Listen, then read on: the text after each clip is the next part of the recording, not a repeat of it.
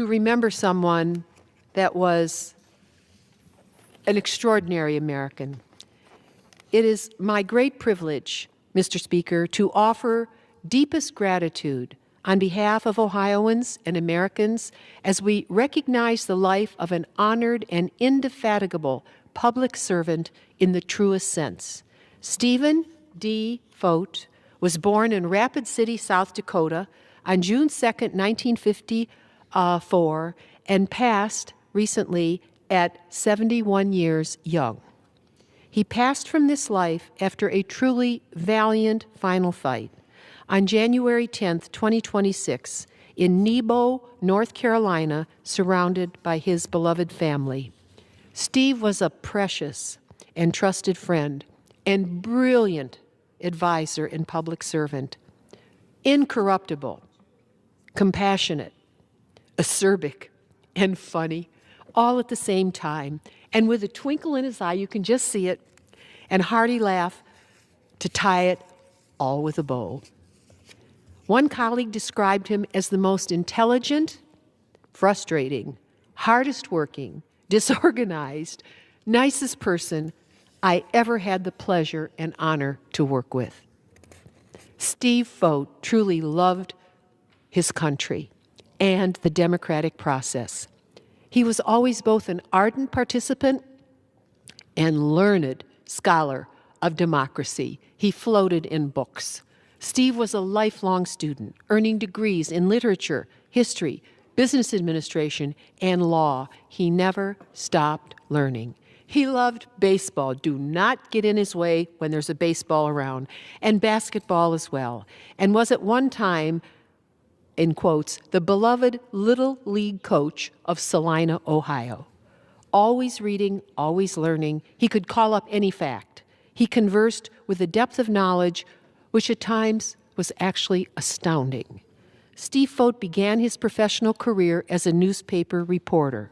He paid attention to details, and he followed that pursuit with decades in public service, first with the state of Ohio, and then with the United States Congress. He served under then Secretary of State Sherrod Brown in Columbus, our capital, and would later serve in his office for a decade here in this House.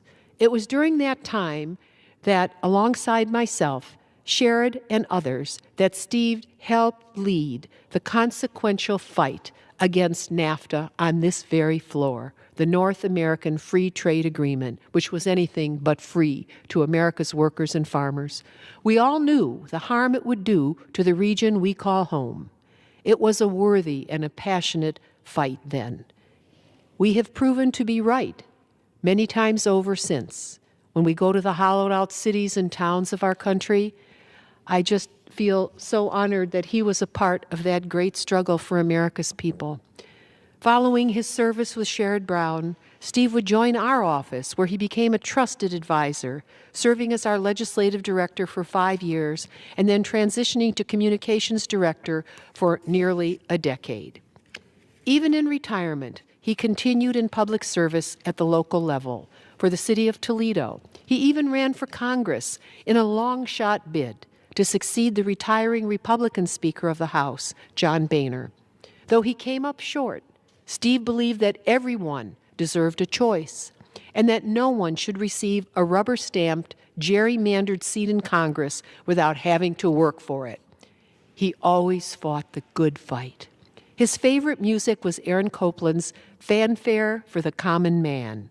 Steve loved this land and worked to preserve its future. This was embodied in legislation he drafted to add an international designation to the Detroit River and Ottawa National Wildlife Refuges, which border our dear neighbor to the north, Canada. He was an avid proponent for countless species and preserving unspoiled lands.